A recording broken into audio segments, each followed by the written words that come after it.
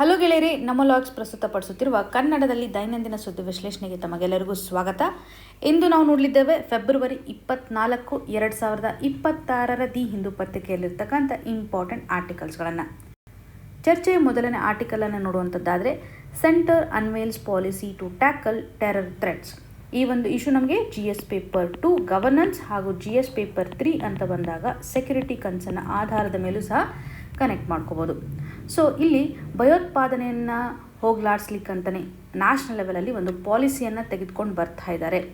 ಆ್ಯಂಟಿ terror policy ಅಂತ ಹೇಳ್ಬೋದು. ಪ್ರಪ್ರಥಮವಾಗಿ ಒಂದು ನ್ಯಾಷನಲ್ ಲೆವೆಲಲ್ಲಿ ತರ್ತಾ ಇರ್ತಕ್ಕಂಥ ಈ ಒಂದು policy name Prahaar. Very important for prelims. Prahaar ಅಂದರೆ ಏನು, ಇದರ ಒಂದು ಇಂಟೆನ್ಷನ್ ಯಾವ ರೀತಿಯಾಗಿದೆ ಅಂತ.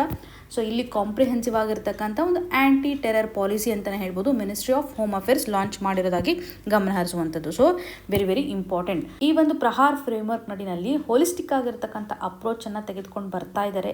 ಸಾಕಷ್ಟು ಡೊಮೇನಲ್ಲಿ ಇವಾಗ ಭಯೋತ್ಪಾದನೆ ಆ್ಯಕ್ಟಿವಿಟೀಸ್ಗಳು ನಡೀತಾ ಇರೋದನ್ನು ನಾವು ಗಮನ ಹರಿಸ್ಬೋದು. ಲ್ಯಾಂಡ್ ಮೂಲಕ ಆಗಿರ್ಬೋದು, ವಾಟರ್ನ ಮುಖಾಂತರ ಆಗಿರ್ಬೋದು, ಏರ್ನ ಮುಖಾಂತರ ಆಗಿರ್ಬೋದು, ಅಥವಾ ಸೈಬರ್ ಸ್ಪೇಸ್ನ ಮುಖಾಂತರ. ಸೊ ಈ ಎಲ್ಲ ವೇಸ್ನ ಮುಖಾಂತರ ಆಗ್ತಾ ಇರುವಂತಹ ಭಯೋತ್ಪಾದನೆ ಆ್ಯಕ್ಟಿವಿಟೀಸನ್ನು ನಾವಿಲ್ಲಿ ತಡೆಗಟ್ಟಬೇಕಾಗಿದೆ ಅನ್ನುವಂಥದ್ದು. ಹಾಗೂ ಹೊಸದಾಗಿರ್ತಕ್ಕಂಥ ಫ್ರೇಮ್ವರ್ಕ್ ನಡಿನಲ್ಲಿ ಸ್ಟೇಟ್ ಸ್ಪಾನ್ಸರ್ಡ್ ಟೆರರಿಸಮನ್ನು ಸಹ ಇದು ಐಡೆಂಟಿಫೈ ಮಾಡ್ತಾ ಇದೆ. ನಾನ್ ಸ್ಟೇಟ್ ಆ್ಯಕ್ಟರ್ಸನ್ನು ಸಹ ಇದು ಐಡೆಂಟಿಫೈ ಮಾಡ್ತಾ ಇರೋದಾಗಿ ಗಮನ ಹರಿಸ್ಬೋದು. ಪ್ರಸ್ತುತವಾಗಿ ಇವಾಗ ಸೈಬರ್ ಕ್ರೈಮ್ಸ್ಗಳು ಸಹ ಜಾಸ್ತಿ ಆಗ್ತಾ ಇದೆ. ಇದನ್ನು ನಾವು ಟೆರರಿಸಮ್ಗೆ ಲಿಂಕ್ ಮಾಡುವಂಥ ಹಂತದಲ್ಲಿ ಈ ಒಂದು ಥ್ರೆಟ್ಟನ್ನು ತಡೆಗಟ್ಟಬೇಕು ಅಂತ ಸರ್ಕಾರ ಹೊಸದಾಗಿರುವಂಥ ಒಂದು ಇನಿಷಿಯೇಟಿವನ್ನು ತೆಗೆದುಕೊಂಡು ಬರ್ತಾ ಇದ್ದಾರೆ ಅಂತ ಗಮನ ಹರಿಸುವಂಥದ್ದು. ಸೊ ಇವಾಗ ಪ್ರಸ್ತುತವಾಗಿರ್ತಕ್ಕಂಥ ಕನ್ಸರ್ನ್ ಏನಿದೆ ಅಂತಂದರೆ, ರೀಸೆಂಟ್ಲಿ ನಾವು ನೋಡಿರ್ಬೋದು ಪಂಜಾಬ್ ಆಗಿರ್ಬೋದು, ಜಮ್ಮು ಕಾಶ್ಮೀರದಲ್ಲಿ ಒಂದು ಡ್ರೋನನ್ನು ಯೂಸೇಜ್ ಮಾಡೋದ್ರ ಮುಖಾಂತರ ಒಂದು ಟೆರರಿಸಮ್ ಆ್ಯಕ್ಟಿವಿಟೀಸನ್ನು ಪ್ರಮೋಟ್ ಮಾಡಿರೋದಾಗಿ ನಾವು ಗಮನ ಹರಿಸ್ಬೋದು. ಇದರೊಂದಿಗೆ ಸೈಬರ್ ಅಟ್ಯಾಕ್ ಅಂತ ಬಂದಾಗ ಸಾಕಷ್ಟು ಕೇಸಸ್ಗಳನ್ನು ನೋಡ್ತಾ ಇದ್ದೀವಿ. ಕ್ರಿಟಿಕಲ್ ಇನ್ಫ್ರಾಸ್ಟ್ರಕ್ಚರನ್ನು ನಾವಿಲ್ಲಿ ಡೆವಲಪ್ ಮಾಡಬೇಕಾಗತ್ತೆ when it comes to tackle the cyber crimes. So ಇವಾಗ ಕ್ರಾಸ್ ಬಾರ್ಡರ್ ಸ್ಪಾನ್ಸರ್ಡ್ ಟೆರರಿಸಮನ್ನು ಸಹ ನಾವು ನೋಡ್ತಾ ಇದ್ದೀವಿ. ಇವೆಲ್ಲವನ್ನು ಟ್ಯಾಕಲ್ ಮಾಡಬೇಕು ಅಂತ ಸರ್ಕಾರ ಈ ಒಂದು ಇನಿಷಿಯೇಟಿವನ್ನು ತೆಗೆದುಕೊಂಡು ಬಂದಿದೆ ಅಂತ ಹೇಳ್ಬೋದು. ಸೊ ಕ್ರಿಟಿಕಲ್ ಇನ್ಫ್ರಾಸ್ಟ್ರಕ್ಚರನ್ನು ನಾವು ಪ್ರೊಟೆಕ್ಟ್ ಮಾಡಬೇಕಾಗಿದೆ. ಪ್ರಹಾರ್ ನಡಿನಲ್ಲಿ ಎಂಫಸೈಸ್ ಮಾಡ್ತಾ ಇರೋದು ಏನಂತಂದರೆ ಕ್ರಿಟಿಕಲ್ ಇನ್ಫ್ರಾಸ್ಟ್ರಕ್ಚರನ್ನು ಪ್ರೊಟೆಕ್ಟ್ ಮಾಡುವಂಥದ್ದು. ಸೇ ಫಾರ್ ಎಕ್ಸಾಂಪಲ್ ಇವಾಗ ಪವರ್ ಸೆಕ್ಟರ್ ತುಂಬ ಇಂಪಾರ್ಟೆಂಟ್ ಅಲ್ವಾ. ಸೊ ರೈಲ್ವೆ ಸೆಕ್ಟರ್ಸ್ ಆಗಿರ್ಬೋದು, ಏವಿಯೇಷನ್ ಆಗಿರ್ಬೋದು, ಪೋರ್ಟ್ಸ್ಗೆ ಸಂಬಂಧಪಟ್ಟಂಥ ಒಂದು ಸೆಕ್ಯೂರಿಟಿಯನ್ನು ಎನ್ಶೋರ್ ಮಾಡಬೇಕು. ಡಿಫೆನ್ಸ್ ಆಗಿರ್ಬೋದು, ಸ್ಪೇಸ್ ಆಸ್ಪೆಕ್ಟ್ ಆಗಿರ್ಬೋದು, ಹಾಗೂ ಅಟೋಮಿಕ್ ಎನರ್ಜಿ. ಸೊ ಎಲ್ಲ ಎಸೆನ್ಷಿಯಲ್ ಆಗಿರ್ತಕ್ಕಂಥ ಸೆಕ್ಟರ್ಸ್ಗಳನ್ನು ಸೇಫ್ ಗಾರ್ಡ್ ಮಾಡುವಂಥ ನಿಟ್ಟಿನಲ್ಲಿ ಪ್ರಹಾರ್ ಒಂದು ಸರಿಯಾದಂತಹ ಫ್ರೇಮ್ವರ್ಕನ್ನು ಪ್ರೊವೈಡ್ ಮಾಡ್ತಾ ಇದೆ ಅಂತಲೇ ಹೇಳ್ಬೋದು. ಭಯೋತ್ಪಾದನೆಯನ್ನು ಭಾರತ ಯಾವುದೇ ರೀತಿಯಾಗಿ ಧರ್ಮಕ್ಕೆ ಲಿಂಕ್ ಮಾಡ್ತಾ ಇಲ್ಲ. ಒಂದು ಸ್ಪೆಸಿಫಿಕ್ ರಿಲಿಜನ್ಗೆ ಟೆರರಿಸಮ್ ಆ್ಯಕ್ಟಿವಿಟಿಯನ್ನು ಲಿಂಕ್ ಮಾಡ್ತಾ ಇಲ್ಲ. ಎಥ್ನಿಸಿಟಿಗೆ ಸಂಬಂಧಪಟ್ಟಂತೆ ಲಿಂಕನ್ನು ಮಾಡ್ತಾ ಇಲ್ಲ. ನ್ಯಾಷನಾಲಿಟಿ ಅಂತ ಬಂದಾಗೂ ಸಹ ಲಿಂಕನ್ನು ಮಾಡ್ತಾ ಇಲ್ಲ. ಅಥವಾ ಸಿವಿಲೈಸೇಷನ್ ಅಂತ ಬಂದಾಗ ಟೆರರಿಸಮ್ ಆ್ಯಕ್ಟಿವಿಟೀಸನ್ನು ಲಿಂಕ್ ಮಾಡ್ತಾ ಇಲ್ಲ.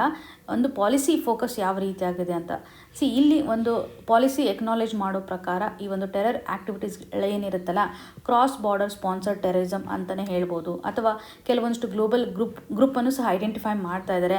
ಅಲ್ ಖೈದಾ ಗ್ರೂಪ್ ಆಗಿರ್ಬೋದು, ಇಸ್ಲಾಮಿಕ್ ಸ್ಟೇಟ್ಗೆ ಸಂಬಂಧಪಟ್ಟಂತೆ ನೋಡ್ತೇವೆ, ಇವುಗಳನ್ನು ಸಹ ಇಲ್ಲಿ ರಿಕಗ್ನೈಸ್ ಮಾಡಿದ್ದಾರೆ.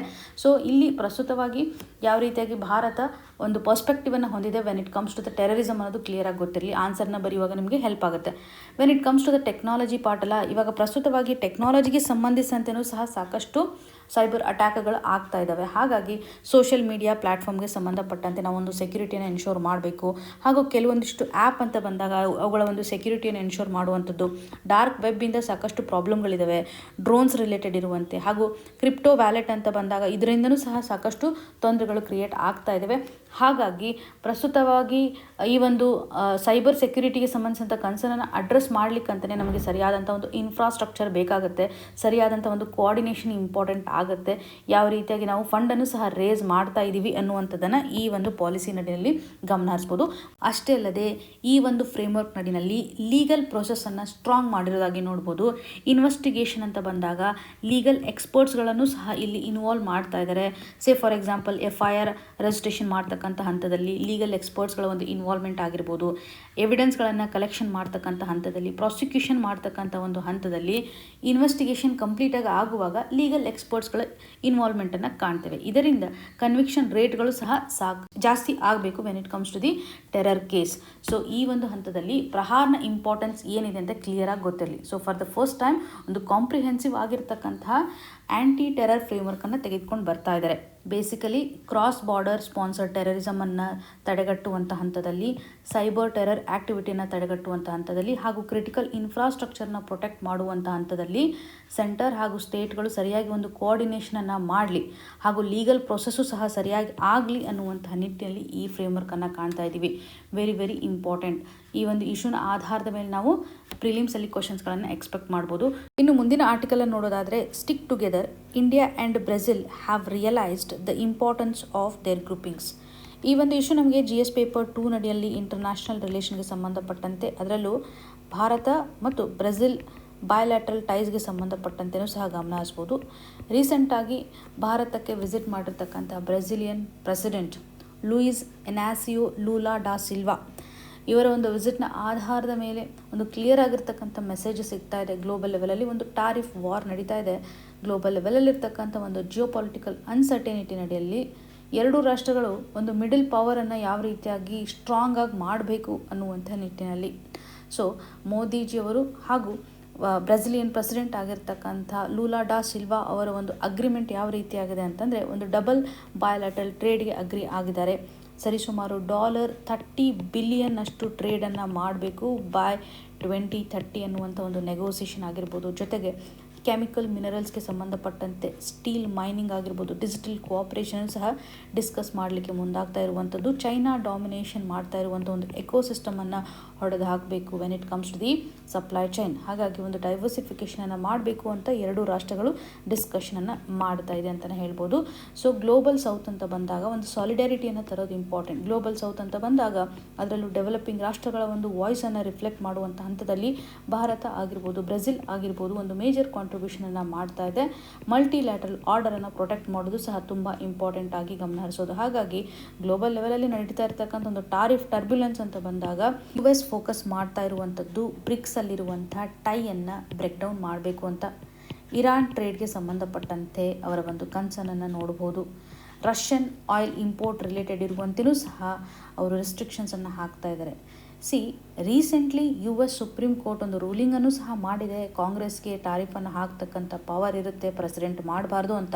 ಆದರೂ ಕೂಡ ಟಾರಿಫನ್ನು ವಿಧಿಸ್ತಕ್ಕಂಥ ಹಂತದಲ್ಲಿ ಸರಿಯಾದಂಥ ನೆಗೋಸಿಯೇಷನನ್ನು ಮಾಡೋದು ಇಂಪಾರ್ಟೆಂಟ್ ಆಗುತ್ತೆ.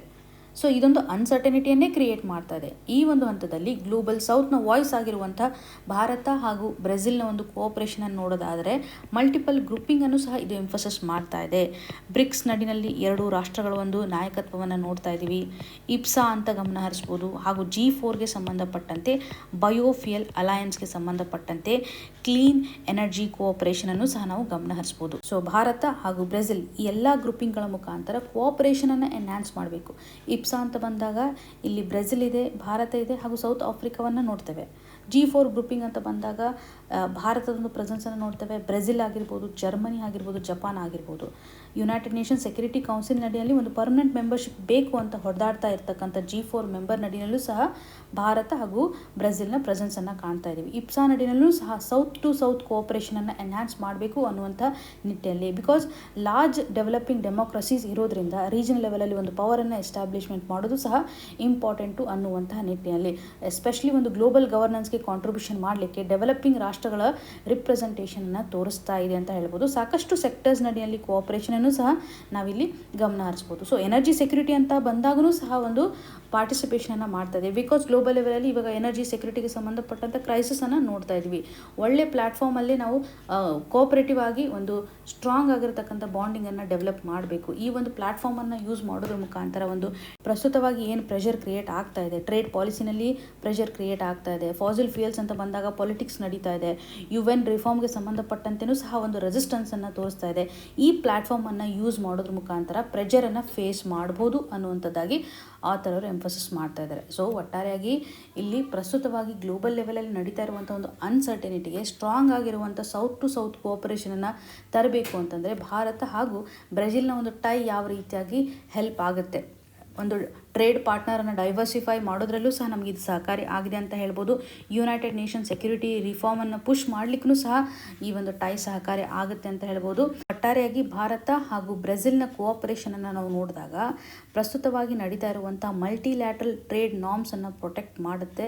US ಒಂದು ಎಂಗೇಜ್ಮೆಂಟನ್ನು ಸಹ ತಡೆ ಹಿಡಿಲಿಕ್ಕೆ ಸಹಕಾರಿ ಆಗುತ್ತೆ ಅನ್ನೋದನ್ನು ನಾವು ಗಮನ ಹರಿಸ್ಬೋದು. ಇಲ್ಲಿ ನಿಮಗೊಂದು ಸಿಂಪಲ್ ಪ್ರಶ್ನೆಯನ್ನು ಕೇಳುವಂಥದ್ದಾದರೆ, ಬ್ರಿಕ್ಸ್ ಗ್ರೂಪಿಂಗ್ಗೆ ಜಾಯ್ನ್ ಆಗಿರ್ತಕ್ಕಂಥ ರೀಸೆಂಟ್ ಮೆಂಬರ್ ಯಾವುದಿದೆ ಅಂತ ಕಮೆಂಟಲ್ಲಿ ಮೆನ್ಷನ್ ಮಾಡಿ. ಇನ್ನು ಮುಂದಿನದಾಗಿ the quiet crisis of adolescent mental health in India. ಈ ಒಂದು ಇಶ್ಯೂ ನಮಗೆ GS ಪೇಪರ್ 2 ನಡಿನಲ್ಲಿ ಹೆಲ್ತ್ ಆಸ್ಪೆಕ್ಟ್ನ ಆಧಾರದ ಮೇಲೆ ಕನೆಕ್ಟ್ ಆಗುತ್ತೆ. ಭಾರತದಲ್ಲಿ ಅಡೋಲ್ಸೆಂಟ್ ಮೆಂಟಲ್ ಹೆಲ್ತ್ ಯಾವ ರೀತಿಯಾಗಿದೆ, ಪ್ರಸ್ತುತವಾಗಿ ಯಾವ ರೀತಿ ಅಂತ ಇನ್ಫ್ಲುಯೆನ್ಸಿಂಗ್ ಫ್ಯಾಕ್ಟರ್ಸ್ಗಳಿದ್ದಾವೆ, ಕೆಲವೊಂದಿಷ್ಟು ರಿಪೋರ್ಟ್ಗಳನ್ನು ಸಹ ಇಲ್ಲಿ ಮೆನ್ಷನ್ ಮಾಡ್ತಾ ಇದ್ದಾರೆ. ರೀಸೆಂಟಾಗಿ ಗಾಜಿಯಾಬಾದಲ್ಲಿ ಒಂದೇ ಮನೆಯಲ್ಲಿ 3 ಹೆಣ್ಮಕ್ಳು ಸೂಸೈಡ್ ಮಾಡ್ಕೊಂಡಿರೋದನ್ನು ನೋಡ್ತಾ ಇದ್ದೀವಿ. ಈ ಒಂದು ಟ್ರಾಜಿಕ್ ಡೆತ್ತನ್ನು ಅಬ್ಸರ್ವ್ ಮಾಡಿದಾಗ ಯಾವ ರೀತಿ ಅಂತ ಒಂದು ಸ್ಟ್ರಕ್ಚರಲ್ ಚಾಲೆಂಜಸ್ಗಳನ್ನು ನಾವು ಫೇಸ್ ಮಾಡ್ತಾ ಇದ್ದೀವಿ.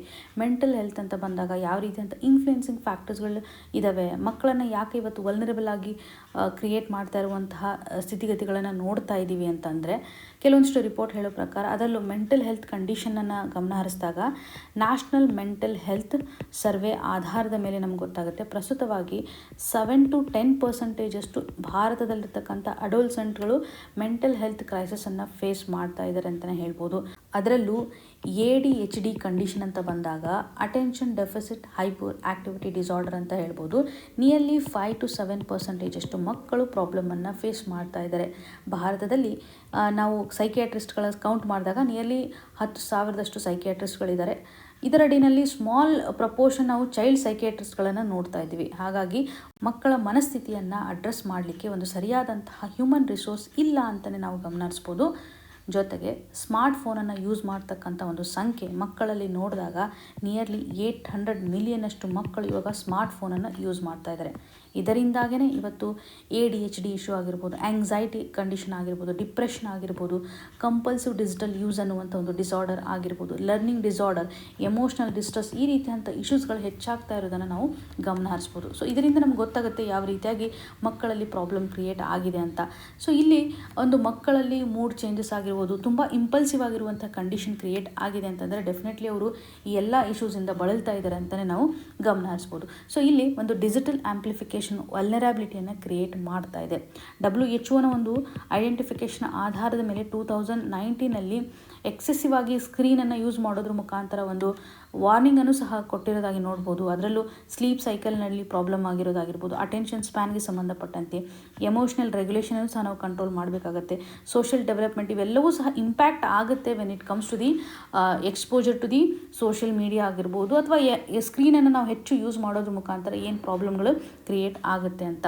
ಸೊ ಇಲ್ಲಿ ಪ್ರಸ್ತುತವಾಗಿ ಒಂದು ಶಾಲೆಯಲ್ಲಿ ಹೋಗ್ತಕ್ಕಂಥ ಮಕ್ಕಳಿಗೆ ಸಂಬಂಧಪಟ್ಟಂಥ ಇಶ್ಯೂಸನ್ನು ನಾವು ನೋಡಿದಾಗ ಅವರು ಎಕ್ಸಾಮನ್ನು ಬರಿಬೇಕಾಗತ್ತೆ, ರ್ಯಾಂಕ್ ಆಗಿರ್ಬೋದು, ಅವ್ರಿಗೆ ಸಂಬಂಧಪಟ್ಟಂಥ ಒಂದು ಕಾಂಪಿಟೇಷನ್ ಆಗಿರ್ಬೋದು, ಅವರು ಲರ್ನಿಂಗ್ ಸ್ಟೇಜಲ್ಲಿ ಇರ್ತಾರೆ. ಈ ಒಂದು ಹಂತದಲ್ಲಿ ಅವರು ಎಮೋಷನನ್ನು ರೆಗ್ಯುಲೇಷನ್ ಮಾಡ್ತಕ್ಕಂಥ ಝೋನ್ಗೆ ಹೋಗಬೇಕಾಗತ್ತೆ, ಸ್ಟ್ರೆಸ್ ಮ್ಯಾನೇಜ್ಮೆಂಟ್ನ ಒಂದು ಝೋನ್ಗೆ ಹೋಗಬೇಕಾಗತ್ತೆ.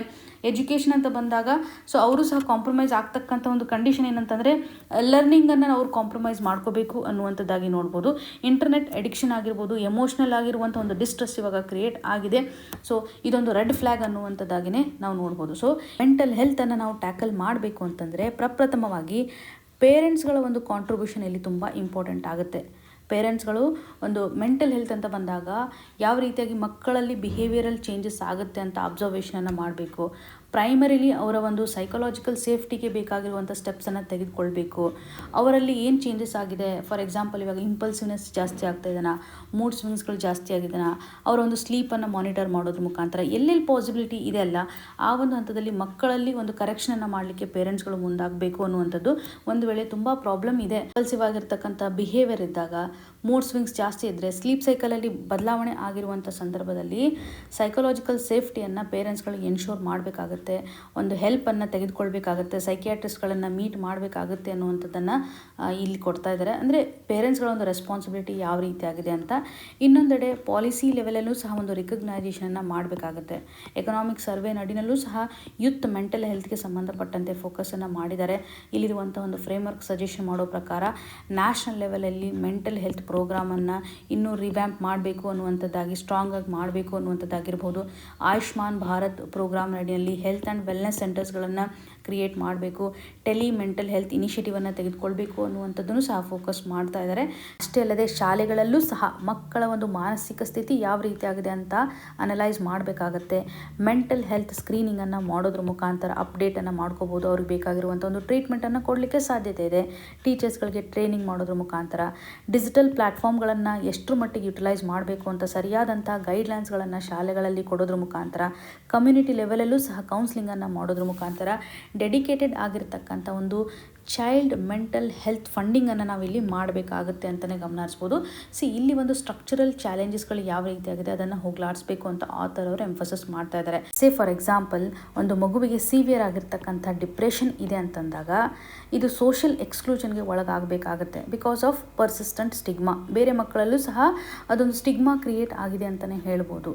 ಹಾಗಾಗಿ ಒಂದು ಮಗುವನ್ನು ಲೇಬಲ್ ಮಾಡ್ತಕ್ಕಂಥ ಫಿಯರು ಇದೆ, ಸ್ಟ್ರಕ್ಚರಲ್ ಚಾಲೆಂಜ್ ಅಂತಲೇ ಹೇಳ್ಬೋದಲ್ವಾ. ಹಾಗಾಗಿ ಸ್ಪೆಷಲಿಸ್ಟ್ಗಳು ಏನು ಮಾಡಬೇಕು, ಆ ಮಗುವಿಗೆ ಆಗ್ತಾ ಇರುವಂಥ ಒಂದು ತೊಂದರೆಗಳನ್ನು ಅಡ್ರೆಸ್ ಮಾಡಬೇಕು. ಇಲ್ಲಿ ಒಂದು ರೆಫರಲ್ ಸಿಸ್ಟಮು ತುಂಬ ವೀಕ್ ಇದೆ ಅಂತಲೇ ಆಥರ್ ಅವರು ಎಂಫಸಿಸ್ ಮಾಡ್ತಾ ಇದ್ದಾರೆ. ಅಂದರೆ ಯಾವ ರೀತಿಯಾಗಿ ಒಂದು ಕ್ರೈಸಿಸ್ಗೆ ಸಂಬಂಧಪಟ್ಟಂಥ ರೆಸ್ಪಾನ್ಸನ್ನು ನಾವು ಮಾಡ್ತಾ ಇದ್ದೀವಿ. ಹಾಗಾಗಿ ಮೆಂಟಲ್ ಹೆಲ್ತ್ ಅಂತ ಬಂದಾಗ ನಾವು ಯಾಕೆ ಅರ್ಲಿ ಪ್ರಿವೆನ್ಷನನ್ನು ಮಾಡಬಾರ್ದು ಅನ್ನುವಂಥ ನಿಟ್ಟಿನಲ್ಲಿ ಮಕ್ಕಳಿಗೆ ಸಂಬಂಧಪಟ್ಟಂಥ ಪ್ರಯಾರಿಟಿಯನ್ನು ನಾವಿಲ್ಲಿ ಪ್ರೊವೈಡ್ ಮಾಡಬೇಕು. ಇದು ಕೇವಲ ಒಂದು ಅಕಾಡೆಮಿಕ್ ಪರ್ಫಾರ್ಮೆನ್ಸ್ ಅಂತ ಅಷ್ಟೇ ನೋಡ್ತಾ ಇಲ್ಲ ನಾವು. ಲೈಫ್ ಲಾಂಗ್ ಆ ಒಂದು ಮಗು ಇವತ್ತು ಬೆಸ್ಟ್ ಪರ್ಫಾರ್ಮ್ ಮಾಡಬೇಕು ಎಲ್ಲ ಸೆಕ್ಟರ್ನಲ್ಲಿ ಅಂತ ಬಂದಾಗ ಅದರ ಒಂದು ಮೆಂಟಲ್ ಹೆಲ್ತ್ ತುಂಬ ಇಂಪಾರ್ಟೆಂಟ್ ಆಗುತ್ತೆ ಅನ್ನುವಂಥ ನಿಟ್ಟಿನಲ್ಲಿ ವೆಲ್ ಬೀಯಿಂಗ್ ಮೇಲೆ ನಾವು ಫೋಕಸನ್ನು ಮಾಡಬೇಕು, ಮೇಜರ್ ಶಿಫ್ಟನ್ನು ತರಬೇಕು ಅನ್ನುವಂಥ ನಿಟ್ಟಿನಲ್ಲಿ ಆಥರ್ ಅವರು ಎಂಫಸಿಸ್ ಮಾಡ್ತಾ ಇದ್ದಾರೆ. GS ಪೇಪರ್ 2 ನಡಿಯಲ್ಲಿ ಹೆಲ್ತ್ ಆಸ್ಪೆಕ್ಟ್ ಅಂತ ಬಂದಾಗ ಅದರಲ್ಲೂ ಇವಾಗ ಟೆಕ್ನಾಲಜಿಯಿಂದ ಯಾವ ರೀತಿ ಅಂತ ಇಂಪ್ಯಾಕ್ಟ್ ಆಗ್ತಾ ಇದೆ, ಸೋಷಿಯಲ್ ಇಂಪ್ಯಾಕ್ಟ್ ಆಗ್ತಾ ಇದೆ ಅನ್ನುವಂಥದ್ದನ್ನು ನೋಡೋದಾದರೆ ಇಲ್ಲಿ ಡಿಜಿಟಲ್ ಏಜ್ ಅಥವಾ ಸೈಕಲಾಜಿಕಲ್ ವೆಲ್ ಬೀಯಿಂಗ್ನ ಆಧಾರದ ಮೇಲೆ ಪಾಯಿಂಟ್ಸ್ಗಳನ್ನು ನಾವು ಕನೆಕ್ಟ್ ಮಾಡ್ಕೋಬೋದು. ಇನ್ನು ಮುಂದಿನದಾಗಿ India's energy shift through the green ammonia route. ಈ ಒಂದು ಇಶ್ಯೂ ನಮಗೆ GS paper 2 governance, GS paper 3 ಅಂತ ಬಂದಾಗ ಎನರ್ಜಿ ಸೆಕ್ಯೂರಿಟಿ ಆಸ್ಪೆಕ್ಟ್ನ ಆಧಾರದ ಮೇಲೆ ಕನೆಕ್ಟ್ ಮಾಡ್ಬೋದು. ಈ ಒಂದು ಆರ್ಟಿಕಲ್ನ ಕಂಟೆಕ್ಸ್ಟ್ ಯಾವ ರೀತಿಯಾಗಿದೆ ಅಂತಂದರೆ, ರೀಸೆಂಟ್ಲಿ ಇಂಡಿಯಾ ಎನರ್ಜಿ ವೀಕಲ್ಲಿ ಪ್ರಧಾನಮಂತ್ರಿ ಮೋದಿಜಿಯವರು ಭಾರತದ ಒಂದು ಎನರ್ಜಿ ಸೆಕ್ಟರ್ ನಡೆಯಲ್ಲಿ ಆಗ್ತಾ ಇರುವಂಥ ಇನ್ವೆಸ್ಟ್ಮೆಂಟನ್ನು ಸಹ ಹೈಲೈಟ್ ಮಾಡಿದ್ದಾರೆ. ಸರಿಸುಮಾರು $500 ಬಿಲಿಯನ್ ಅಷ್ಟು ಇನ್ವೆಸ್ಟ್ಮೆಂಟ್ ಮಾಡಬೇಕು ಅನ್ನುವಂಥದ್ದಾಗಿ ಭಾರತ ಮುಂದಾಗಿದೆ. ಇದರಿಂದ ಭಾರತ ಒಂದು ಎನರ್ಜಿ ಸೆಕ್ಯೂರಿಟಿಯನ್ನು ಎನ್ಶೋರ್ ಮಾಡ್ಬೋದು. ಎನರ್ಜಿ ಮೇಲೆ ನಾವು ಸಾಕಷ್ಟು ಡಿಪೆಂಡೆನ್ಸಿಯನ್ನು ತೋರಿಸ್ತಾ ಇದ್ದೀವಲ್ವಾ. ಹಾಗಾಗಿ ಇಲ್ಲಿ ನಾವೊಂದು ಆತ್ಮನಿರ್ಭರ ಭಾರತವನ್ನು ಹೊಂದಲಿಕ್ಕೆ ಸಹಕಾರಿ ಆಗ್ತಕ್ಕಂಥದ್ದನ್ನು ನೋಡ್ತಾ ಇದ್ದೀವಿ. ಎನರ್ಜಿ ಇಂಡಿಪೆಂಡೆನ್ಸನ್ನು ತೋರಿಸ್ಬೇಕು ಅನ್ನುವಂಥ ನಿಟ್ಟಿನಲ್ಲಿ, ಸೆಲ್ಫ್ ರಿಲಯನ್ಸನ್ನು ತೋರಿಸ್ಬೇಕು ಅನ್ನುವಂಥ ನಿಟ್ಟಿನಲ್ಲಿ ಅಫೋರ್ಡೆಬಲ್ ಆಗಿರುವಂಥ ಒಂದು ಕ್ಲೀನ್ ಫ್ಯೂಯಲನ್ನು ಪಡೆದುಕೊಳ್ಳಲಿಕ್ಕೆ ಇನಿಷಿಯೇಟಿವನ್ನು ತೆಗೆದುಕೊಳ್ತಾ ಇದ್ದಾರೆ. ಈ ಒಂದು ಆರ್ಟಿಕಲ್ ನಡಿಯಲ್ಲಿ ಗ್ರೀನ್ ಹೈಡ್ರೋಜನ್ಗೆ ಸಂಬಂಧಪಟ್ಟಂತೆ ಎಸ್ಪೆಷಲಿ ಗ್ರೀನ್ ಅಮೋನಿಯಾಗೆ ಹೆಚ್ಚು ಫೋಕಸನ್ನು ಮಾಡ್ತಾ ಇದ್ದಾರೆ. ಗ್ರೀನ್ ಅಮೋನಿಯಾ ಅಂತಂದರೆ ಏನು ಅಂತ ನಿಮಗೆ ಪ್ರಿಲಿಮ್ಸಲ್ಲಿ ಕ್ವಶನ್ ಬರ್ತಕ್ಕಂಥ ಸಾಧ್ಯತೆ ಹೆಚ್ಚು. ಇಲ್ಲಿ ಗ್ರೀನ್ ಅಮೋನಿಯಾವನ್ನು ಯಾವ ರೀತಿಯಾಗಿ ತಯಾರು ಮಾಡಲಾಗುತ್ತೆ ಅನ್ನೋದನ್ನು ನಾವು ಅರ್ಥ ಮಾಡ್ಕೋಬೇಕು. ಗ್ರೀನ್ ಅಮೋನಿಯಾವನ್ನು ತಯಾರು ಮಾಡಬೇಕು ಅಂತಂದರೆ ನಮಗೆ ಬೇಕಾಗಿರ್ತಕ್ಕಂಥ ಎಲಿಮೆಂಟ್ಸ್ ಅಂತಂದರೆ ಹೈಡ್ರೋಜನ್ ಇಂಪಾರ್ಟೆಂಟ್ ಆಗುತ್ತೆ ಹಾಗೂ ನೈಟ್ರೋಜನ್ ಇಂಪಾರ್ಟೆಂಟ್ ಆಗುತ್ತೆ. ಹೈಡ್ರೋಜನ್ ಹಾಗೂ ನೈಟ್ರೋಜನನ್ನು ಯೂಸ್ ಮಾಡೋದ್ರ ಮುಖಾಂತರ NH3 ಅಮೋನಿಯಾವನ್ನು ನಾವು ಪ್ರೊಡ್ಯೂಸ್ ಮಾಡ್ತಾ ಇದ್ದೀವಿ ಅಂತಲೇ ಹೇಳ್ಬೋದು. ಮೊದಲ ಹಂತದಲ್ಲಿ ಹೈಡ್ರೋಜನನ್ನು ಪ್ರೊಡ್ಯೂಸ್ ಮಾಡಬೇಕು. ಹೈಡ್ರೋಜನನ್ನು ಪ್ರೊಡ್ಯೂಸ್ ಮಾಡುವಾಗೂ ಸಹ ನಾವು ರಿನ್ಯೂಯಬಲ್ ಎನರ್ಜಿಯನ್ನು ಯೂಸ್ ಮಾಡಬೇಕಾಗತ್ತೆ. ಗ್ರೀನ್ ಹೈಡ್ರೋಜನ್ ಪ್ರೊಡಕ್ಷನನ್ನು ಮಾಡಬೇಕಾಗುತ್ತೆ. ಗ್ರೀನ್ ಹೈಡ್ರೋಜನ್ ಪ್ರೊಡಕ್ಷನ್ ಯಾವ ರೀತಿಯಾಗುತ್ತೆ, ಇವಾಗ ರಿನ್ಯೂಯಬಲ್ ಎನರ್ಜಿ ಅಂತ ಬಂದಾಗ ಸೋಲಾರ್, ವಿಂಡ್, ಹೈಡ್ರೋ ಪವರನ್ನು ಯೂಸ್ ಮಾಡೋದ್ರ ಮುಖಾಂತರ ಎಲೆಕ್ಟ್ರೋಲೈಸಿಸ್ ಪ್ರೊಸೆಸನ್ನು ಫಾಲೋ ಮಾಡ್ತಾರೆ. ಎಲೆಕ್ಟ್ರೋಲೈಸಿಸ್ ಪ್ರೊಸೆಸ್ ನಡೆಯಲ್ಲಿ ವಾಟರ್ ಮಾಲಿಕ್ಯೂಲನ್ನು ಸ್ಪ್ಲಿಟ್ ಮಾಡಲಾಗುತ್ತೆ. ಇಲ್ಲಿ ನಾವು ಯಾವ ರೀತಿಯಾಗಿ ಹೈಡ್ರೋಜನನ್ನು ಪಡೆದುಕೊಳ್ತೀವಲ್ಲ, ಆಕ್ಸಿಜನ್ ಮಾಲಿಕ್ಯೂಲ್ ಸಪ್ರೇಟ್ ಆಗುತ್ತೆ. ಹೈಡ್ರೋಜನ್ ಮಾಲಿಕ್ಯೂಲ್ ಬರುತ್ತಲ್ಲ, ಈ ಒಂದು ಹಂತದಲ್ಲಿ ಇದನ್ನು ನಾವು ಗ್ರೀನ್ ಹೈಡ್ರೋಜನ್ ಅಂತ ಕರಿತೀವಿ. ಈ ಒಂದು ಗ್ರೀನ್ ಹೈಡ್ರೋಜನನ್ನು ಅಟ್ಮಾಸ್ಫಿಯರಲ್ಲಿ ಇರತಕ್ಕಂಥ ಒಂದು ನೈಟ್ರೋಜನನ್ನು ಎಕ್ಸ್ಟ್ರಾಕ್ಟ್ ಮಾಡಲಾಗುತ್ತೆ. ಆಲ್ರೆಡಿ ಅವೈಲೇಬಲ್ ಇರುವಂತಹ ನೈಟ್ರೋಜನನ್ನು ಎಕ್ಸ್ಟ್ರಾಕ್ಟ್ ಮಾಡಿ ನೆಕ್ಸ್ಟ್ ಅಮೋನಿಯಾವನ್ನು ಸಿಂಥಸೈಸ್ ಮಾಡಲಾಗುತ್ತೆ. ಈ ಒಂದು ಅಮೋನಿಯಾವನ್ನು ಯಾವ ರೀತಿಯಾಗಿ ಸಿಂಥಸೈಸ್ ಮಾಡಲಾಗುತ್ತೆ, ಹೈಡ್ರೋಜನ್ ಹಾಗೂ ನೈಟ್ರೋಜನನ್ನು ಕಂಬೈನ್ ಮಾಡೋದ್ರ ಮುಖಾಂತರ ಹೈ ಪ್ರೆಷರ್ ಮತ್ತು ಟೆಂಪ್ರೇಚರ್ ನಡಿನಲ್ಲಿ ಕಂಬೈನ್ ಮಾಡ್ತಾರೆ. ಕೆಲವೊಂದಿಷ್ಟು ಕೆಟಲಿಸ್ಟನ್ನು ಆ್ಯಡ್ ಮಾಡೋದ್ರ ಮುಖಾಂತರನೂ ಸಹ ಕಂಬೈನ್ ಮಾಡ್ತಾರೆ. ಇದರಿಂದ ಒಂದು ರಿನ್ಯೂಬಲ್ ಆಗಿರ್ತಕ್ಕಂಥ ಎನರ್ಜಿ ನಮಗೆ ಸಿಕ್ಕುತ್ತೆ. ಸೊ ಇಲ್ಲಿ ಎಕ್ಸಾಮಲ್ಲಿ ನಿಮಗೆ ಕೇಳ್ಬೋದು ಯಾವ ಒಂದು ಪ್ರೊಸೆಸ್ನ ಮುಖಾಂತರ ನಾವು ಅಮೋನಿಯಾ, ಅದರಲ್ಲೂ ಗ್ರೀನ್ ಅಮೋನಿಯಾವನ್ನು ಪ್ರೊಡ್ಯೂಸ್ ಮಾಡ್ತಾ ಇದ್ದೀವಿ ಅಂತ. ಈ ಒಂದು ಪ್ರೊಸೆಸ್ಗೆ ನೇಮನ್ನು ಕೊಡ್ತಾರೆ. ಹೇಬರ್ ಬಾಷ್ ಅಂತಕ್ಕಂಥ ಒಂದು ಸೈಂಟಿಸ್ಟ್ಗಳು ಏನು ಮಾಡಿದ್ದಾರೆ, ಇದನ್ನು ಐಡೆಂಟಿಫೈ ಮಾಡಿದ್ದಾರೆ. ಹಾಗಾಗಿ ಈ ಒಂದು ಪ್ರೊಡಕ್ಷನ್ ಪ್ರೊಸೆಸ್ಗೆ ಹೇಬರ್ ಬಾಷ್ ಪ್ರೊಸೆಸ್ ಅನ್ನುವಂಥ ನೇಮನ್ನು ಸಹ ಕೊಡ್ತಾ ಇದ್ದಾರೆ. ಪ್ರಿಲಿಮ್ಸಲ್ಲಿ ಕ್ವಶನ್ ಅನ್ನು ಕೇಳ್ತಕ್ಕಂಥ ಸಾಧ್ಯತೆ ಹೆಚ್ಚಿದೆ. ಗ್ರೀನ್ ಅಮೋನಿಯಾ ಅಂತಂದರೆ ಯಾವ ಒಂದು ಪ್ರೊಸೆಸ್ನ ಮುಖಾಂತರ ಪ್ರೊಡ್ಯೂಸ್ ಮಾಡಲಾಗುತ್ತೆ ಅಂತ. ಇದನ್ನು ಹೊರತುಪಡಿಸಿ ನಿಮಗೆ ಗ್ರೇ ಅಮೋನಿಯಾ ಅಂದರೆ ಏನು ಅಥವಾ ಬ್ರೌನ್ ಅಮೋನಿಯಾ ಅಂದರೆ ಏನು ಅಂತಲೂ ಸಹ ಕೇಳ್ಬೋದು. ಸೊ ಇಲ್ಲಿ ಒಂದು ಡಿಫ್ರೆನ್ಸನ್ನು ಐಡೆಂಟಿಫೈ ಮಾಡಬೇಕಾಗುತ್ತೆ. ಗ್ರೀನ್ ಅಮೋನಿಯಾ ಅಂತ ಬಂದಾಗ ನಾವು ಇಲ್ಲಿ ರಿನ್ಯೂಯಬಲ್ ಎನರ್ಜಿಯನ್ನು ಯೂಸ್ ಮಾಡೋದ್ರ ಮುಖಾಂತರ ಪ್ರೊಡಕ್ಷನ್ನ ಮಾಡ್ತಾ ಇದ್ದೀವಿ. ಹಾಗಾಗಿ ಇದು ಗ್ರೀನ್ ಅಮೋನಿಯಾ ಅಂತ ಅನಿಸ್ಕೊಳ್ಳುತ್ತೆ. ಪ್ರೊಡಕ್ಷನ್ ಪ್ರೊಸೆಸ್ ನಡೆಯಲ್ಲಿ ರಿನ್ಯೂಬಲ್ ಎನರ್ಜಿಯನ್ನು ಯೂಸ್ ಮಾಡ್ಕೊಳ್ತಾ ಇದ್ದೀವಿ. ವಾಟರ್ ಎಲೆಕ್ಟ್ರೋಲೈಸಿಸ್ನ ಮುಖಾಂತರ ಗ್ರೀನ್ ಹೈಡ್ರೋಜನ್ ಏನು ಡೆವಲಪ್ ಆಗಿರುತ್ತಲ್ಲ, ಇದನ್ನು ನಾವು ನೈಟ್ರೋಜನ್ನೊಂದಿಗೆ ಕಂಬೈನ್ ಮಾಡ್ತಾ ಇದ್ದೀವಿ ಅಂತ ನೋಡಿದ್ವಿ. ಹಾಗಾಗಿ ಗ್ರೀನ್ ಅಮೋನಿಯಾ ಅಂತ ಕರೀತಾರೆ. ಗ್ರೇ ಅಥವಾ ಬ್ರೌನ್ ಅಮೋನಿಯಾ ಅಂತ ಬಂದಾಗ ನಾವಿಲ್ಲಿ ರಿನ್ಯೂಬಲ್ ಎನರ್ಜಿಯನ್ನು ಯೂಸ್ ಮಾಡೋದಿಲ್ಲ. ಫಾಸಿಲ್ ಫ್ಯೂಯಲ್ಸನ್ನು ಯೂಸ್ ಮಾಡೋದ್ರ ಮುಖಾಂತರ ಪ್ರೊಡಕ್ಷನನ್ನು ಮಾಡಲಾಗುತ್ತೆ. ಕೋಲನ್ನು ಯೂಸ್ ಮಾಡೋದ್ರ ಮುಖಾಂತರ ಅಮೋನಿಯಾವನ್ನು ಪ್ರೊಡಕ್ಷನ್ ಮಾಡಲಾಗುತ್ತೆ. ಕೋಲ್ ಗ್ಯಾಸಿಫಿಕೇಷನ್ ಮುಖಾಂತರ ಅಮೋನಿಯಾವನ್ನು ಪ್ರೊಡಕ್ಷನ್ ಮಾಡಲಾಗುತ್ತೆ. ಆವಾಗ ಗ್ರೇ ಅಥವಾ ಬ್ರೌನ್ ಅಮೋನಿಯಾ ಅನ್ನುವಂಥ ಟರ್ಮನ್ನು ಕೊಡ್ತಾರೆ. ಒಂದು ವೇಳೆ ಬ್ಲೂ ಅಮೋನಿಯಾ ಅಂದರೆ ಏನು ಅಂತ ಕೇಳಿದರೆ ಏನು ಮಾಡ್ತೀರಪ್ಪ? ಸೊ ಇಲ್ಲಿ ನೋಡಿ, ಫಾಸಿಲ್ ಫ್ಯೂಯಲ್ಸ್ನ ಮುಖಾಂತರ ನಾವು ಯೂಸ್ ಮಾಡಿದಾಗ ಕಾರ್ಬನ್ ಡೈಆಕ್ಸೈಡ್ ಎಮಿಷನ್ ಆಗುತ್ತೆ ಅಂದಾಗ ಈ ಒಂದು ಕಾರ್ಬನನ್ನು ಏನು ಮಾಡಲಾಗುತ್ತೆ, ಕ್ಯಾಪ್ಚರ್ ಮಾಡಲಾಗುತ್ತೆ. ಕಾರ್ಬನ್ ಕ್ಯಾಪ್ಚರ್ ಸ್ಟೋರೇಜ್ನ ಮುಖಾಂತರ ಕ್ಯಾಪ್ಚರ್ ಮಾಡ್ತಾರೆ. ಆವಾಗ ಪ್ರೊಡ್ಯೂಸ್ ಮಾಡಿರ್ತಕ್ಕಂಥ ಒಂದು ಅಮೋನಿಯಾವನ್ನು ಬ್ಲೂ ಅಮೋನಿಯಾ ಅಂತ ಕರೀತಾರೆ. ಇಲ್ಲಿ ಫಾಸಿಲ್ ಫ್ಯೂಯಲ್ಸನ್ನೇ ಯೂಸ್ ಮಾಡಿರ್ತಾರೆ, ಬಟ್ ಆ ಒಂದು ಕಾರ್ಬನ್ ಡೈಆಕ್ಸೈಡ್ ಅಟ್ಮಾಸ್ಫಿಯರ್ಗೆ ಹೋಗದೆ ಇರುವಂತೆ ಇಲ್ಲಿ ನೋಡ್ಕೊಳ್ಳೋದನ್ನು ನಾವು ಗಮನ ಹರಿಸ್ಬೋದು. ಹಾಗಾಗಿ ಬ್ಲೂ ಅಮೋನಿಯಾ ಅಂತ ಒಂದು ನೇಮನ್ನು ಕೊಡ್ತಾರೆ.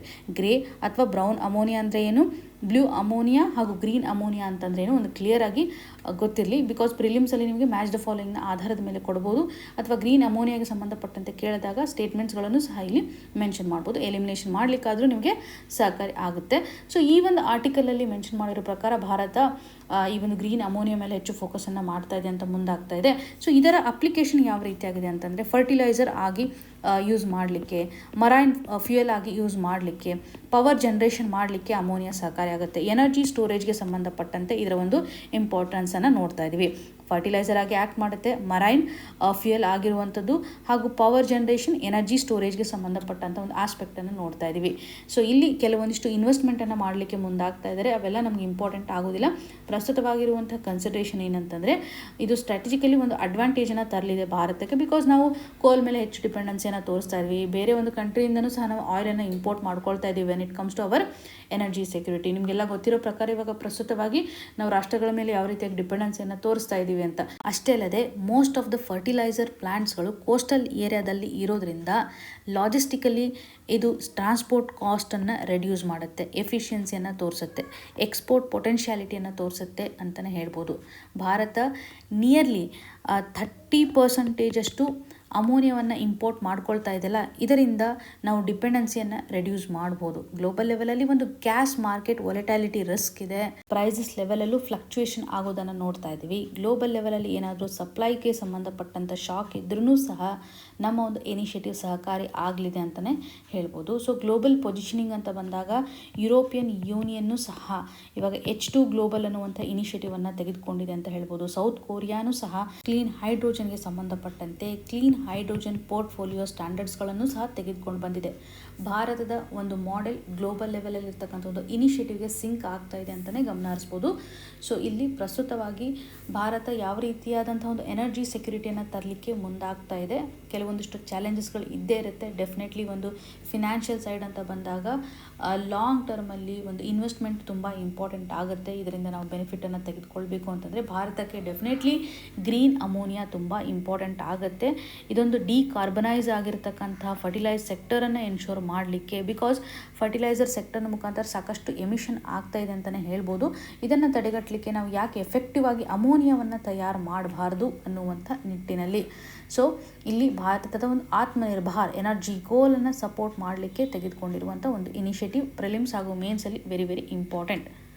ಇನ್ನು ಮುಂದಿನದಾಗಿ artificial intelligence for all. The artificial intelligence impact summit was a sign of things to come in India. ಈ ಒಂದು ಇಶ್ಯೂ ನಮಗೆ GS paper 2 international relation global initiative ಆಸ್ಪೆಕ್ಟ್ನ ಆಧಾರದ ಮೇಲೆ, GS ಪೇಪರ್ 3 ಅಂತ ಬಂದಾಗ ಟೆಕ್ನಾಲಜಿಗೆ ಸಂಬಂಧಪಟ್ಟಂಥ ಚಾಲೆಂಜಸ್ ಆಗಿರ್ಬೋದು, ಯಾವ ರೀತಿಯಾದಂಥ ಅಪ್ಲಿಕೇಶನ್ಸ್ಗಳು ಇದ್ದಾವೆ ಅನ್ನೋದರ ಆಧಾರದ ಮೇಲೆ ನಾವು ಕನೆಕ್ಟ್ ಮಾಡ್ಬೋದು. ಆರ್ಟಿಫಿಷಿಯಲ್ ಇಂಪ್ಯಾಕ್ಟ್ ಸಮಿಟ್ ಅಂತ ಬಂದಾಗ ರೀಸೆಂಟ್ಲಿ ನ್ಯೂ ಡೆಲ್ಲಿ ಡಿಕ್ಲರೇಷನನ್ನು ನಾವು ನೋಡ್ತಾ ಇದ್ವಿ. ಯಾವ ರೀತಿಯಾಗಿ ಆರ್ಟಿಫಿಷಿಯಲ್ ಇಂಟೆಲಿಜೆನ್ಸ್ ನಡಿಯಲ್ಲಿ ಒಂದು ಡೆಮೋಕ್ರಟೈಸೇಷನನ್ನು ತರಬೇಕು ಅನ್ನೋದಾಗಿ ನಾವು ಗಮನ ಹರಿಸ್ಬೋದು. ಗ್ಲೋಬಲ್ ಲೆವೆಲಲ್ಲಿರ್ತಕ್ಕಂಥ ಒಂದು ಕಂಟೆಕ್ಸ್ನ ಆಧಾರದ ಮೇಲೆ ನಾವು ಪ್ರಸ್ತುತವಾಗಿರ್ತಕ್ಕಂಥ ಒಂದು ಸಮಿಟನ್ನು ನೋಡಿದಾಗ ಭಾರತ ಎಷ್ಟು ಮಟ್ಟಿಗೆ ಒಂದು ಆರ್ಟಿಫಿಷಿಯಲ್ ಇಂಟೆಲಿಜೆನ್ಸ್ ನಡಿಯಲ್ಲಿ ಪೊಟೆನ್ಷಿಯಲನ್ನು ಹೊಂದಿದೆ ಅಂತ ಆರ್ಟಿಕಲಲ್ಲಿ ಮೆನ್ಷನ್ ಮಾಡಿದ್ದಾರೆ. ಭಾರತ ಯಾವ ರೀತಿಯಾಗಿ ಈ ಒಂದು ಇಶ್ಯೂನ ಟ್ಯಾಕಲ್ ಮಾಡಬೇಕು. ಈ ಒಂದು ಆರ್ಟಿಫಿಷಿಯಲ್ ಇಂಟೆಲಿಜೆನ್ಸ್ ಇಂಪ್ಯಾಕ್ಟ್ ಸಮಿಟ್ ನಡಿನಲ್ಲಿ ಸರಿಸುಮಾರು 89 ರಾಷ್ಟ್ರಗಳು ಡಿಕ್ಲರೇಷನ್ಗೆ ಸೈನ್ ಮಾಡಿರೋದಾಗಿ ನೋಡ್ತಾ ಇದ್ದೀವಿ. ಇದೊಂದು ವಾಲಂಟರಿ ಬೇಸಿಸ್ ಮೇಲೆ ಇರುವಂತಹ ಕೋಆಪರೇಷನ್ ಆಗಿದೆ when it comes to the artificial intelligence democratisation. So artificial ಇಂಟೆಲಿಜೆನ್ಸ್ಗೆ ಸಂಬಂಧಪಟ್ಟಂತೆ ಒಂದು ನಾಲೆಜನ್ನು ಶೇರ್ ಮಾಡಿರುವಂಥದ್ದಾಗಿರ್ಬೋದು, ಇನ್ಕ್ಲೂಸಿವ್ ಆಗಿರ್ತಕ್ಕಂತಹ ಗ್ರೋತನ್ನು ನಾವು ತೆಗೆದುಕೊಂಡು ಬರಬೇಕು ಅನ್ನುವಂಥ ನಿಟ್ಟಿನಲ್ಲಿ, ಹಾಗೂ ರೆಸ್ಪಾನ್ಸಿಬಲ್ ಆಗಿರ್ತಕ್ಕಂತಹ ಆರ್ಟಿಫಿಷಿಯಲ್ ಇಂಟೆಲಿಜೆನ್ಸನ್ನು ನಾವು ಎನ್ಶೋರ್ ಮಾಡಬೇಕು ಅನ್ನುವಂಥ ಒಂದು ಐಡಿಯಾನ ಮುಖಾಂತರ ಇಲ್ಲಿ ಕೋಆಪರೇಷನನ್ನು ಮಾಡ್ತಾ ಇದ್ದಾರೆ. ಇದು ಯಾವುದೇ ರೀತಿಯಾಗಿ ಬೈಂಡಿಂಗ್ ಪ್ರೊವಿಷನನ್ನು ಹೊಂದಿಲ್ಲ. ಇದು ಸಹ ನಮಗೆ ಕ್ಲಿಯರಾಗಿ ಗೊತ್ತಿರಲಿ. ಸೊ ಇವಾಗ ಭಾರತದಲ್ಲಿರ್ತಕ್ಕಂಥ ಒಂದು ಸ್ಟ್ರಕ್ಚರಲ್ ಚಾಲೆಂಜಸ್ಗಳನ್ನು ಯಾವ ರೀತಿಯಾಗಿ ಆಥರ್ ಅವರು ಮೆನ್ಷನ್ ಮಾಡ್ತಾ ಇದ್ದಾರೆ. ಮೇನ್ಸಲ್ಲಿ ತುಂಬ ಇಂಪಾರ್ಟೆಂಟ್ ಇಶ್ಯೂ ಅಂತಲೇ ಹೇಳ್ಬೋದು. ಹಾಗಾಗಿ ಪ್ರತಿಯೊಂದು ಆರ್ಟಿಕಲ್ ನಡೆಯಲು ಡಿಫ್ರೆಂಟ್ ಆಗಿರ್ತಕ್ಕಂಥ ಒಂದು ಡೈಮೆನ್ಷನನ್ನು ಈ ಒಂದು ಇಶ್ಯೂಗೆ ಸಂಬಂಧಪಟ್ಟಂತೆ ಕವರ್ ಮಾಡ್ತಾ ಬರ್ತಾ ಇದ್ದಾರೆ.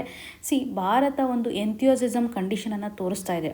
ಹಾಗಾಗಿ ಭಾರತದ ಮುಂದೆ ಎರಡು ರೀತಿಯಂಥ ಒಂದು ಚಾಲೆಂಜಸ್ಗಳನ್ನು ನೋಡ್ತಾ ಇದ್ದೀವಿ.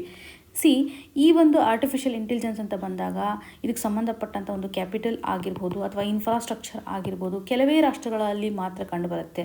ಫಾರ್ ಎಕ್ಸಾಂಪಲ್ US ಚೈನಾದಲ್ಲಿದೆ ಅನ್ನುವಂಥದ್ದಾಗಿರ್ಬೋದು, ಅಥವಾ ಅಡ್ವಾನ್ಸ್ಡ್ ಆಗಿರ್ತಕ್ಕಂಥ ಎಕನಾಮೀಸ್ ನಡಿನಲ್ಲಿ ಇದೆ. ಹಾಗಾಗಿ ಭಾರತ ಒಂದು ಡಿಪೆಂಡೆನ್ಸಿನ ತೋರಿಸಬೇಕಾಗಿರ್ತಕ್ಕಂಥ ಒಂದು ರಿಸ್ಕ್ ಇದೆ ಅಂತಲೇ ಹೇಳ್ಬೋದು. ಗ್ಲೋಬಲ್ ಲೆವೆಲಲ್ಲಿ ಒಂದು ಆರ್ಟಿಫಿಷಿಯಲ್ ಇಂಟೆಲಿಜೆನ್ಸ್ಗೆ ಸಂಬಂಧಪಟ್ಟಂಥ ವ್ಯಾಲ್ಯೂ ಚೈನನ್ನು ಸಹ ನಾವು ನೋಡಿದಾಗ ಭಾರತ ಇವಾಗ ಕೇವಲ ಒಂದು ಆರ್ಟಿಫಿಷಿಯಲ್ ಇಂಟೆಲಿಜೆನ್ಸನ್ನು ಕನ್ಸ್ಯೂಮ್ ಮಾಡ್ತಕ್ಕಂಥ ರಾಷ್ಟ್ರ ಅಷ್ಟೇ ಅಲ್ಲ, ಗ್ಲೋಬಲ್ ಲೆವೆಲಲ್ಲಿ ಒಂದು ಪ್ರೊಡ್ಯೂಸಿಂಗ್ ಆಗ್ತಕ್ಕಂಥ ರಾಷ್ಟ್ರವಾಗಿಯೂ ಸಹ ಕನ್ವರ್ಟ್ ಆಗಬೇಕಾಗುತ್ತೆ. ಗ್ಲೋಬಲ್ ಲೆವೆಲಲ್ಲಿ ಆರ್ಟಿಫಿಷಿಯಲ್ ಇಂಟೆಲಿಜೆನ್ಸ್ ಅಂತ ಬಂದಾಗ ಇದನ್ನು ರೂಲ್ ಮಾಡ್ತಕ್ಕಂಥ ರಾಷ್ಟ್ರ ಆಗಬೇಕು ಅನ್ನುವಂಥ ನಿಟ್ಟಿನಲ್ಲಿ ಈ ಒಂದು ಆರ್ಟಿಫಿಷಿಯಲ್ ಇಂಟೆಲಿಜೆನ್ಸ್ ಡೆಫಿನೆಟ್ಲಿ ಲೇಬರ್ ಮಾರ್ಕೆಟನ್ನು ರೀಡಿಫೈನ್ ಮಾಡುತ್ತೆ, ನಮ್ಮ ಒಂದು ಪ್ರೊಡಕ್ಟಿವಿಟಿ ಪ್ಯಾಟರ್ನನ್ನು ಸಹ ರೀಡಿಫೈನ್ ಮಾಡುತ್ತೆ ಅಂತ ಹೇಳ್ಬೋದು. ಎಕನಾಮಿಕ್ ಕಾಂಪಿಟೇಟಿವ್ನೆಸ್ಸನ್ನು ಸಹ ಕ್ರಿಯೇಟ್ ಮಾಡುತ್ತೆ. ಇದರಿಂದ ಬೆನಿಫಿಟ್ಟೇ ಜಾಸ್ತಿ ಇದೆ ಭಾರತಕ್ಕೆ ಅನ್ನುವಂಥ ನಿಟ್ಟಿನಲ್ಲಿ ಭಾರತ ಇವಾಗ ಪ್ರೊಡ್ಯೂಸರ್ ಆಗಿ ಕನ್ವರ್ಟ್ ಆಗಬೇಕು ಅನ್ನುವಂಥ ಒಂದು ಕನ್ಸರ್ನನ್ನು ವ್ಯಕ್ತಪಡಿಸ್ತಾ ಇದ್ದಾರೆ. ಆದರೆ ಇಲ್ಲಿ ಗವರ್ನೆನ್ಸ್ಗೆ ಸಂಬಂಧಪಟ್ಟಂಥ ಒಂದು ಡೀಪ್ ಕ್ವಶನನ್ನು ಕೇಳ್ತಾ ಇದ್ದಾರೆ ಆಥರ್ ಅವರು. When it comes to the artificial intelligence democratisation ಅಂತ ಏನಿದೆಯಲ್ಲ, ಇಲ್ಲಿ ನಾವು ಡೇಟಾವನ್ನು ಪ್ರೊಟೆಕ್ಟ್ ಮಾಡುವಂಥ ಹಂತದಲ್ಲಿ ಯಾವುದೇ ರೀತಿಯಾಗಿ ಡಿಕ್ಲರೇಷನ್ ಅಡಿನಲ್ಲಿ ಮೆನ್ಷನ್ ಮಾಡಿರೋದಾಗಿ ನೋಡ್ತಾ ಇಲ್ಲ. ಡೇಟಾ ಸವರ್ನಿಟಿಗೆ ಸಂಬಂಧಪಟ್ಟಂತೆ ಆಗಿರ್ಬೋದು, ಅಥವಾ ಯಾವುದಾದ್ರೂ ಒಂದು ಅಲ್ಗಾರಿದಮಿಕ್ ಕಂಡೀಷನನ್ನು ಯೂಸ್ ಮಾಡ್ತಾ ಇರ್ತೀವಲ್ವಾ, ಸೊ ಈ ಒಂದು ಅಲ್ಗಾರಿದಮ್ಗೆ ಸಂಬಂಧಪಟ್ಟಂತೆ ಟ್ರಾನ್ಸ್ಪರೆನ್ಸಿಯನ್ನು ಸಹ ನಾವಿಲ್ಲಿ ನೋಡ್ತಾ ಇಲ್ಲ. ಹಾಗೂ ಒಂದು ಕಾನ್ಸಂಟ್ರೇಷನನ್ನು ನೋಡ್ತಾ ಇದ್ದೀವಿ when it comes to the computing. So ಇವೆಲ್ಲವನ್ನು ನಾವು ನೋಡಿದಾಗ ಈ ಒಂದು ಫೈನಲ್ ಫ್ರೇಮ್ವರ್ಕ್ ನಡಿಯಲ್ಲಿ ಮಿಸ್ಔಟ್ ಆಗಿದೆ ಅನ್ನೋದನ್ನೇ ಗಮನ ಹರಿಸ್ಬೋದು. ಗ್ಲೋಬಲ್ ಲೆವೆಲಲ್ಲಿ ಒಂದು ಗವರ್ನೆನ್ಸ್ಗೆ ಸಂಬಂಧಪಟ್ಟಂಥ ಫ್ರೇಮ್ವರ್ಕನ್ನು ಸಹ ನಾವಿಲ್ಲಿ ನೋಡ್ತಾ ಇಲ್ಲ. ಕೇವಲ ಒಂದು ಕೋಆಪರೇಷನ್ ಇದೆ, ಬೆನಿಫಿಟನ್ನು ನಾವು ಪಡ್ಕೊಳ್ಬೇಕು, ಇನ್ಕ್ಲೂಸಿವ್ ಆಗಿರ್ತಕ್ಕಂಥ ಕಂಡೀಷನನ್ನು ನೋಡ್ತಾ ಇದ್ದೀವಿ. ಹಾಗಾಗಿ ಭಾರತ ಈ ಒಂದು ಸ್ಥಿತಿಗತಿ ನಡಿನಲ್ಲಿ ಆರ್ಟಿಫಿಷಿಯಲ್ ಇಂಟೆಲಿಜೆನ್ಸಿಂದ ಬೆನಿಫಿಟ್ ತೆಗೆದುಕೊಳ್ಳುವಂಥ ಹಂತದಲ್ಲಿ ಸ್ಮಾರ್ಟ್ ಆಗಿ ಥಿಂಕ್ ಮಾಡಬೇಕು ಅಂತ. ವೈ? ಬಿಕಾಸ್ ನಮ್ಮ ದೇಶದಲ್ಲಿ ಒಂದು ಮಾರ್ಕೆಟ್ ಇದೆ, ಮಾರ್ಕೆಟ್ ಲಿವರೇಜ್ ಇದೆ ಅನ್ನೋದನ್ನು ಹೇಳ್ಬೋದು. ಹಾಗೂ ಡಿಜಿಟಲ್ ಪಬ್ಲಿಕ್ ಇನ್ಫ್ರಾಸ್ಟ್ರಕ್ಚರ್ ನಡಿಲೂ ಸಹ ನಾವು ಎಕ್ಸ್ಪೀರಿಯನ್ಸನ್ನು ಹೊಂದಿದ್ದೇವೆ. ಕೆಲವೊಂದಿಷ್ಟು ಡಿಜಿಟಲ್ ಗವರ್ನೆನ್ಸ್ ಅಂತ ಬಂದಾಗ ಮಾಡೆಲ್ಸ್ಗಳನ್ನು ಸಹ ತರೋದ್ರ ಮುಖಾಂತರ ಪಾಲಿಸಿ ನಡಿನಲ್ಲೂ ಕ್ರೆಡಿಬಿಲಿಟಿ ಇದೆ ಅಂತಲೇ ಗಮನ ಹರಿಸ್ಬೋದು. ಗ್ಲೋಬಲ್ ಲೆವೆಲಲ್ಲಿ ಇವಾಗ ಆರ್ಟಿಫಿಷಿಯಲ್ ಇಂಟೆಲಿಜೆನ್ಸನ್ನು ಸಂಬಂಧಪಟ್ಟಂಥ ಒಂದು ನಾರ್ಮ್ಸನ್ನು ರೀಶೇಪ್ ಮಾಡೋದರಲ್ಲಿ ಭಾರತ ಸ್ಟ್ರಾಂಗ್ ಆಗಬೇಕು ಅಂತಂದರೆ ಕನ್ಸ್ಯೂಮರ್ ಬೇಸಿಂದ ಪ್ರೊಡ್ಯೂಸರ್ ಬೇಸ್ಗೆ ಶಿಫ್ಟ್ ಆಗಬೇಕಾಗುತ್ತೆ when it comes to the artificial intelligence.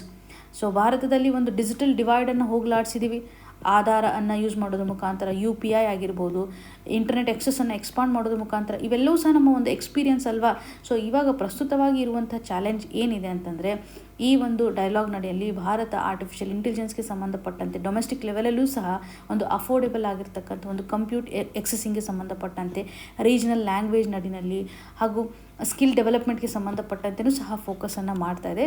ಹಾಗಾಗಿ ಭಾರತದ ಮುಂದೆ ಇರುವಂಥ ಎರಡು ಆಪ್ಷನ್ಸ್ಗಳಂತಂದರೆ ಫಾರಿನ್ ಆರ್ಟಿಫಿಷಿಯಲ್ ಇಂಟೆಲಿಜೆನ್ಸ್ ಸಿಸ್ಟಮನ್ನು ನಾವು ಪ್ಯಾಸಿವ್ ಆಗಿ ಅಡಾಪ್ಟ್ ಮಾಡ್ಕೋಬೇಕು ಅನ್ನುವಂಥದ್ದು, ಅಥವಾ ಗ್ಲೋಬಲ್ ಲೆವೆಲಲ್ಲಿ ಒಂದು ಆರ್ಟಿಫಿಷಿಯಲ್ ಗವರ್ನೆನ್ಸ್ ಅಂತ ಬಂದಾಗ ಆ್ಯಕ್ಟಿವ್ ಆಗಿ ಒಂದು ಆರ್ಕಿಟೆಕ್ಟ್ ಆಗಿ ಕನ್ವರ್ಟ್ ಆಗಬೇಕು ಅನ್ನುವಂತಹ ನಿಟ್ಟಿನಲ್ಲಿ. ಸೊ ಗ್ಲೋಬಲ್ ಲೆವೆಲಲ್ಲಿರ್ತಕ್ಕಂಥ ಸ್ಟ್ಯಾಂಡರ್ಡನ್ನು ರೀಶೇಪ್ ಮಾಡಲಿಕ್ಕೆ ಭಾರತ ಒಂದು ಪೊಟೆನ್ಷಿಯಾಲಿಟಿಯನ್ನು ಹೊಂದಿದೆ.